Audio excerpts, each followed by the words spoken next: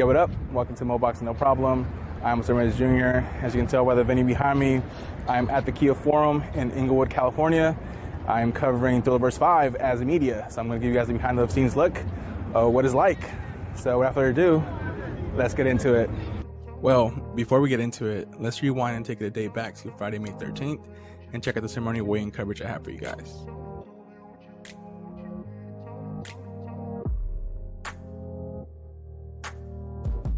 The weigh-in was being held nearby at the Sheraton Gateway LX Hotel, and doors opened for media at 3:30 p.m. First thing we had to do was find the Golf ballroom and pick up a yellow wristband that signaled to the staff that you're media. Inside the hotel, you had your usual fight promotional materials like oversized posters, and the atmosphere before the weigh-in was pretty positive. Once ready, I went into the grand ballroom and scored a second row seat. Here's the view for the center stage. Here's the view for the left side. And here's a view for the right side. Once it got closer to the 4:30 p.m. start for the weigh-in, the room filled up quickly. I was actually sitting behind the snow boxing reporter, aka Snow Queen LA from the Icy Show, but she wasn't the only public figure sitting near me. Anna Karen Navarro, aka Chachanilla from the show Liquid Lean, was in the row behind me. You can actually see me in some clips of her live recording.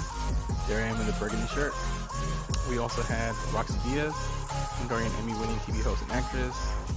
We also had Ray Flores, host for Triller and Premier Boxing, moderating the weigh-in, and legendary Hall of Fame ring announcer Michael Buffer. Just happened moments ago, the signing of the Vargas dynasty, the three sons of the great legendary 154-pound world champion Fernando Vargas are signing a multi-fight, multi-year package for their fights to be seen exclusively on the Triller Fight Club events.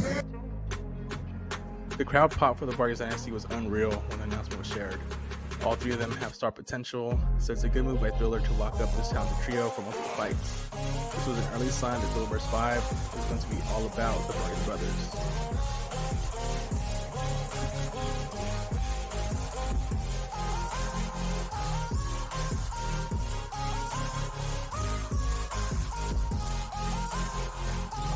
Finally, the weight scale took center stage for the weigh-in to commence.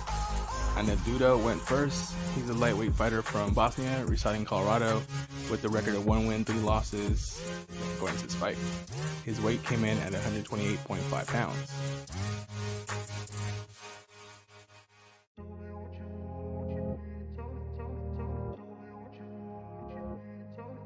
Next up was Amado Vargas, 21-year-old and the second youngest Vargas brother that campaigns at featherweight. His record coming into the fight was 3-0 with 2 knockouts. His weight came in at 130.5 pounds, or 3 pounds heavier than Dudo. There was a lot of controversy coming from Dudo's trainer, who yelled at Amado and his team for missing weight by 5 pounds, as the fight was contracted at 126 pounds. He said Amado was unprofessional, but looking back at it, his fighter missed weight too. The heated exchange may have gotten to Amado, as he didn't do the mini interview with Roxy Diaz post weigh-in like all the fighters did. The next fight on the scale was Terrence Ramon, a boxer from Ohio with the 3-0 record with 1 knockout heading into the fight. His reported weight was under 48 pounds. His opponent was Fernando Vargas Jr., the oldest Vargas brother at 25 years old that campaigned at super welterweight. His record coming into the fight was 5-0 with 5 knockouts. The official weight for the fight for him was 151.5 pounds, and there was no drama in the weight making process or face-offs, unlike the last one. The next fighter to be weighed was Jermaine McDonald, a 32-year-old from Jefferson City, Missouri, who has a day job as an electrician. His record coming to the fight was 6-5 with 3 wins by KO and 3 losses by KO. His official weight was 153 pounds. His opponent was none other than Evan Holyfield, aka Young Holy, the son of Hall of Fame heavyweight boxer Evander Holyfield.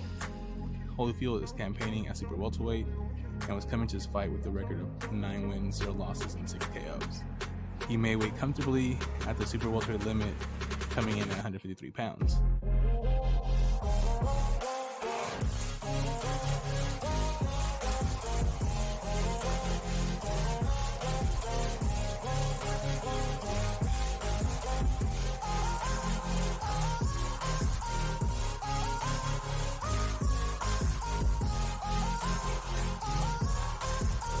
The next fighter to the scale was Mark Salgado, a 23-year-old lightweight coming in with a record of 1-1. Not going to lie, I got a bit excited when I heard he was from San Jose, California, as I'm a fellow Bay Area native myself.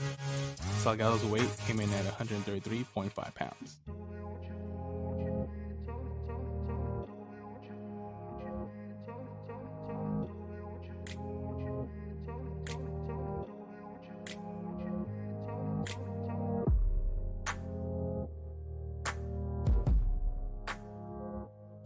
His opponent was to be Emiliano Vargas, the youngest Vargas brother at 18 years old, and also making his pro debut for this event.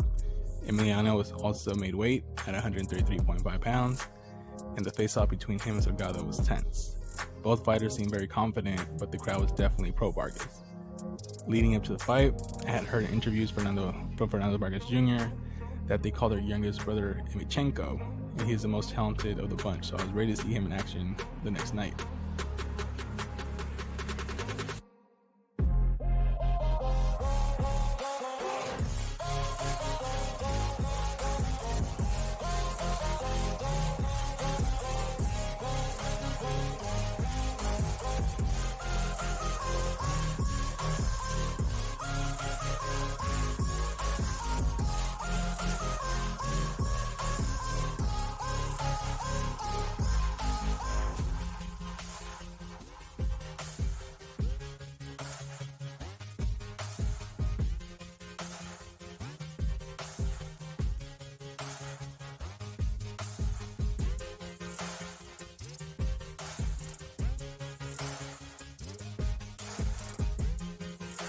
The heavyweight matchup was next on the scales, when no way either fighter could miss weight as there's no weight limit.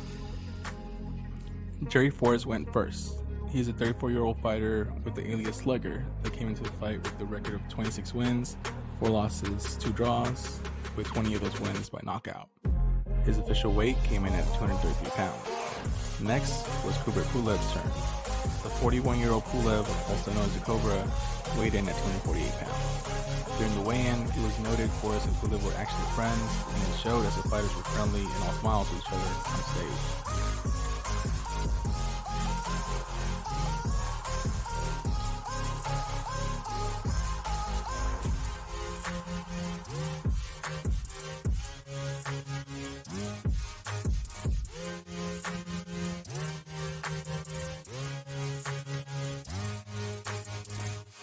There was a break between weigh-ins to remind people about the Versus event between Cypress Hill and Onyx. This was labeled as West Coast versus East Coast type of battle, and with the event being Los Angeles, the crowd was definitely pro Cypress Hill.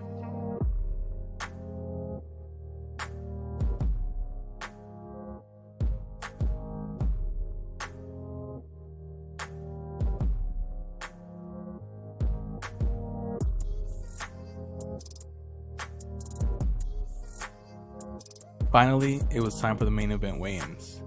Kubret Pulev's younger brother, Sergey Pulev, who was younger by 2 years at 39 years old, went first. His record was 16-0 with 13 knockouts coming to his fight, and he made weight under the contracted cruiserweight limit, coming in at 197.5 pounds. Sergey Kovalev was last on the scales, his weight coming in at 196.5 pounds. The whole narrative of Kovalev coming into the fight was his long layoff since losing to Canelo Alvarez about 2.5 years ago, and how he would handle moving up from light heavyweight to cruiserweight. I was intrigued to see what the Crusher still had left in the tank at this new weight class.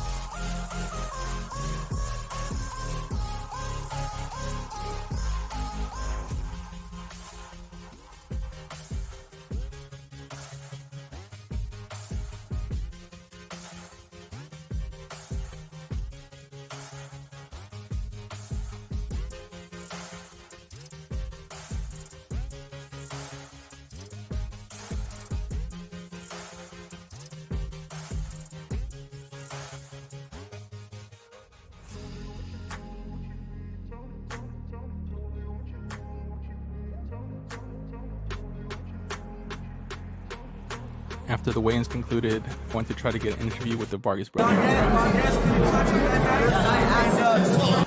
But best I could do was get a handshake from Fernando Vargas Jr. These fighters were busy with all the relatives, friends, and media there for them. I waited outside the hotel for my wife, daughters, and cousins to come pick me up to go out to dinner. And while waiting, took advantage of taking some clips of the Thriller van behind the LA scenery. Speaking of which, I saw what I believed to be Sean Porter from across the street, and after sending one of these paparazzi style photos to the homie of the Boxing Syndicate, he confirmed that was 100% definitely Sean Porter.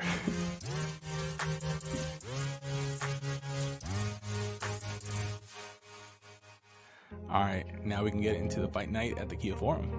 Is where we're actually going to pick up our press pass, our media credentials at the VIP will call area.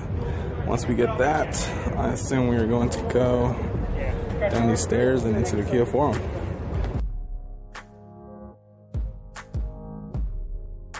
Alright guys, just picked up my media credential. As you can here see, it's Trillerverz 5. My name, no boxing, no problem, and I'm gonna be at 4K row 12. Yeah, so here's a media pass. I'm excited. So I made my way down the steps into the Kia Forum building, and yes, I was definitely excited, but not as excited as running into the building. This clip that you're seeing is actually 2 times the speed.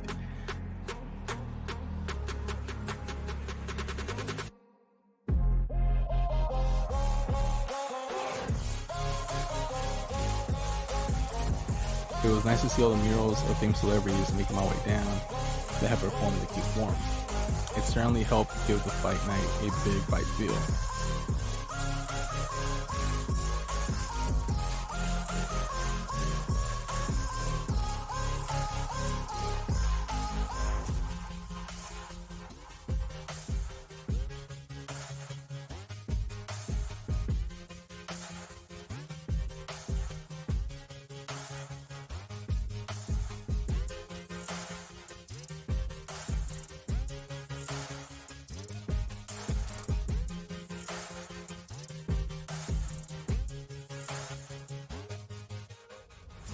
Once I got to the floor seats, I was impressed by the venue and all the hard work the staff was putting into making sure things went off without a hitch.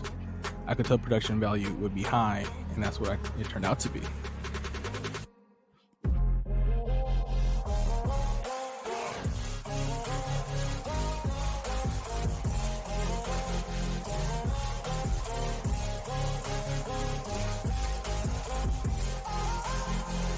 Alright guys, so here is the ring.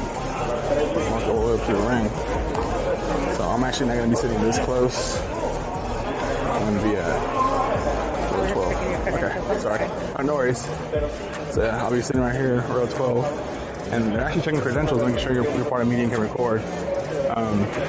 So I'm risking a little bit closer. This is where it's at. And this Sean Porter, guys. Showtime. That's all right. Super exclusive seats, so these are ringside. You're probably gonna see blood and sweat coming from the seats. Crazy. The ring girls. Here's what I learned. Make sure we know which rounds there are.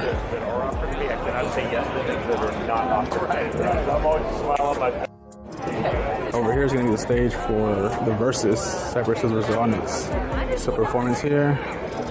And the lights just went off, you can see here, and then the ring right here.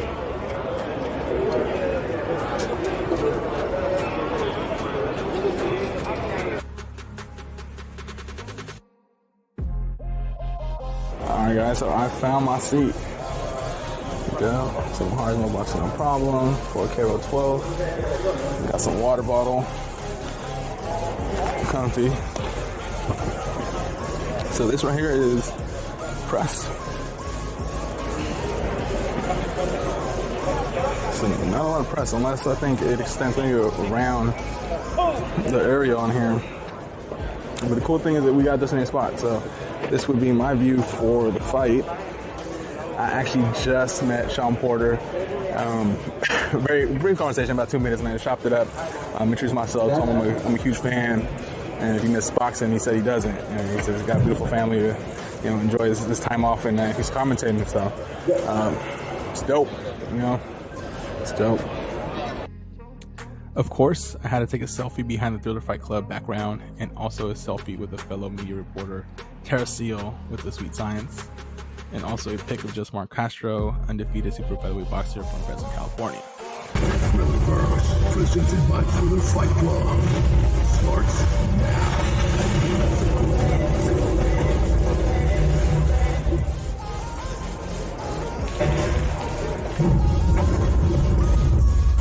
This is what it actually looked like once Trillerverz 5 started.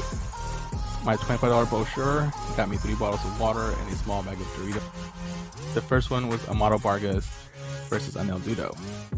It was scheduled for 4 rounds and ended up going to the distance. Amado Vargas came out victorious, winning by scores of 39-36 in all 3 judges' scorecards. The crowd was behind Amado Vargas with constant yells of Amado throughout all 4 rounds.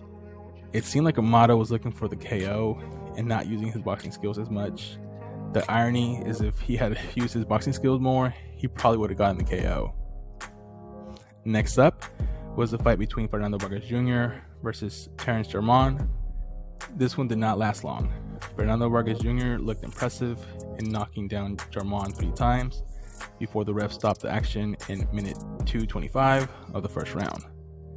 Fernando Vargas also remains undefeated, with all 6 of his victories being by KO. It will be interesting to see who Vargas is matched up next. Being 25 years old, the clock is ticking on him before the crowd demands bigger fights from him.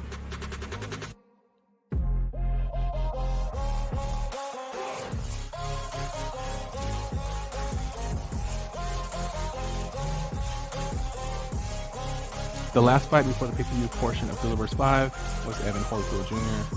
versus Jermaine McDonald, a fight that was scheduled for 6 rounds. Holyfield started the first round well and was also doing well in the second round before he got caught by a good shot from McDonald. Holyfield could not recover from the punch in time, with the referee waving the fight off and giving McDonald the upset victory. We'll see how Evan Holyfield bounces back from his first pro loss.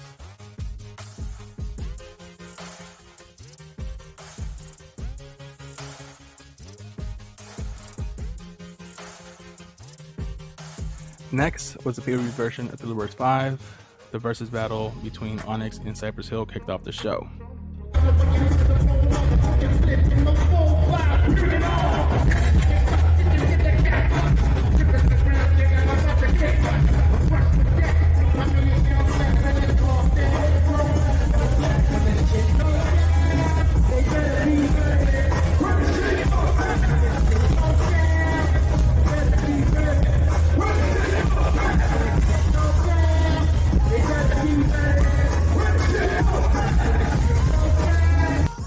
Once the versus concluded, we got Emiliano Vargas versus Mark Salgado.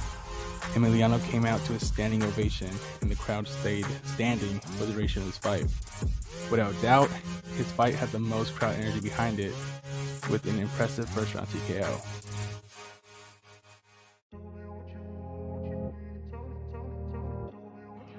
I went as far as saying that the star was born in Inglewood, California, with the debut of Emiliano Vargas in the pro scene. I expect big things from Emiliano, but at only 18 years old, I hope he isn't fast-tracked too soon.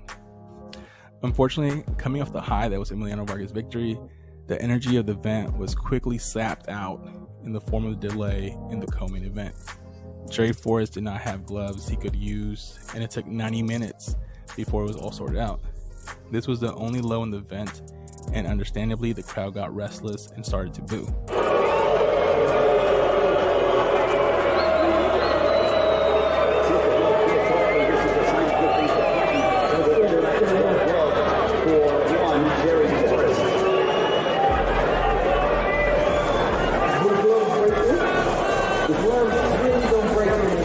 The main event did eventually start, even after talks that the main event might go in front of it to try to salvage the show. Kubret Pulev and Jerry Forrest did not give the best performance, and the crowd was over it by that point. A KO would have helped bring back the crowd energy, but instead, the result was a decision in favor of Pulev, 99-91 twice and 98-92 once. There was actually more drama at the media table than there was ringside, as the media person sitting next to me got his Ray-Ban sunglasses stolen by this guy. And while I tried to go find this person because I felt kind of guilty, I ran into Johnny Tapia's family. and got a quick interview.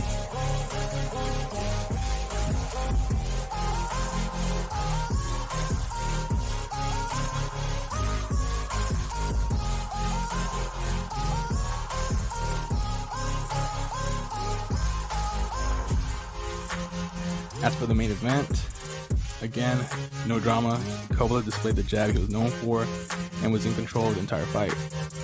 There was no potential knockouts, neither fighter was ever hurt, and the fight ended in decision victory for Sergey Kovalev. Scores were 98-92 twice and 97-93 once.